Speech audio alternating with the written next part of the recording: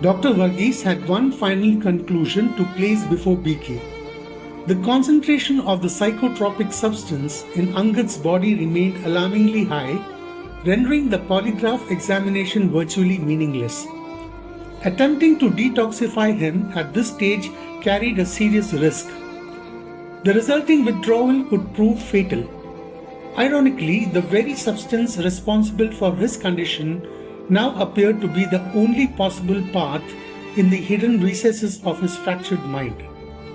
The street artist had consumed a substance far more potent than the psychotropic agents ordinarily employed in forensic psychiatry. Dr. Varghese concluded that if the investigation was to move any further, Angad would have to be administered carefully controlled doses of the same substance. BK retrieved the 3 sealed packets recovered from Angad's belongings and handed them over to the doctor. The required medical equipment had already been arranged. At Varghese's request, SD remained beside him throughout the procedure, documenting every physical response, behavioral change, and spoken word with meticulous care. The substance was administered gradually under constant medical supervision. Angad remained detached from reality throughout. He repeatedly called only for Balika and on a few occasions spoke softly to his father. Beyond those fragments, nothing emerged. The murders, the drawings, the symbols, and the unanswered questions remained buried beyond reach. Varghese finally concluded that Angad had entered a state of extreme hallucination in which no conscious recollection of the crimes could be identified. From the standpoint of the investigation, the medical examination had reached a dead end. From the standpoint of treatment, however, the possibility of rehabilitation still remained. For BK, rehabilitation would have to wait. Too many lives had been lost and too many questions remained unanswered. Someone had committed those crimes. At that moment, there was still no one else but Angad. BK thanked Dr. Varghese for everything he had done. Arrangements were made for the doctor's stay and SD escorted him back to the guest house. BK returned to Angad's bedside and remained there until he slowly regained consciousness. When Angad finally opened his eyes, he appeared unusually calm. After a long silence, he expressed a desire to draw once again. BK agreed without hesitation. Drawing had always been the only language through which Angad seemed capable of revealing anything of himself. The following day, withdrawal struck with full force. Angad's body trembled under relentless pain.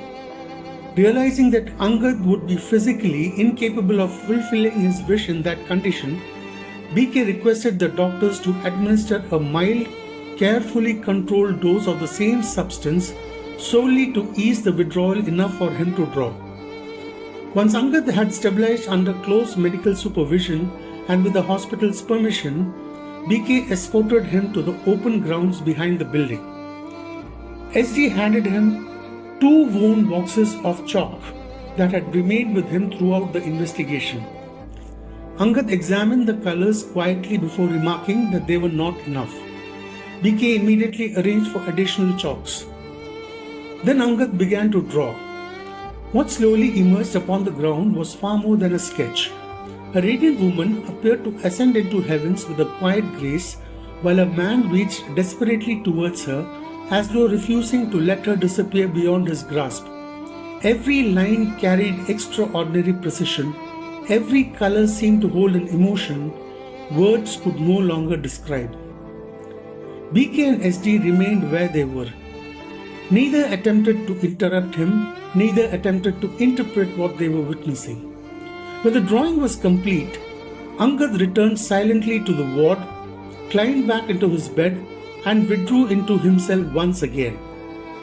That evening, an unusual calm settled over the guest house. BK, Maya, and SD gathered around the dining table where Balaton had prepared a meal after days of relentless tension. For the first time in many days, they sat together in silence, sharing food rather than conversation. The silence ended with a phone call received by Maya. Within minutes, the three officers were back on the hospital grounds. A crowd had gathered beneath a neem tree not far from the place where Angad had completed his final drawing. A young, frail man was found hanging from one of its branches. Fire and rescue personnel brought the body down. 3 nooses had been tied around the victim's right fist, while a sari had been used for the hanging. The ritualistic detail bore an unmistakable resemblance to everything the investigation had uncovered till then. BK remained present throughout the post-mortem examination. Once it was completed, he instructed Maya to close the investigation. A detailed report was conveyed to the DGP, following which the case was formally declared closed before the media. There was no family to claim the body. BK personally completed every remaining responsibility. He arranged the cremation, ensured that the final rites were performed with dignity, and quietly left the necessary expenses with the priest before departing. Rakesh completed the travel arrangements for the team's return to Delhi.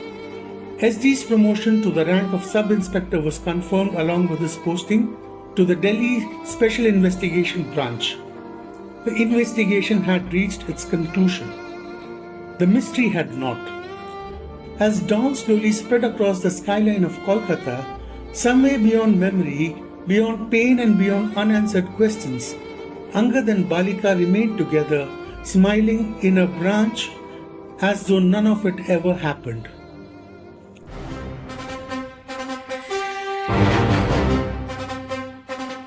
Where stories begin.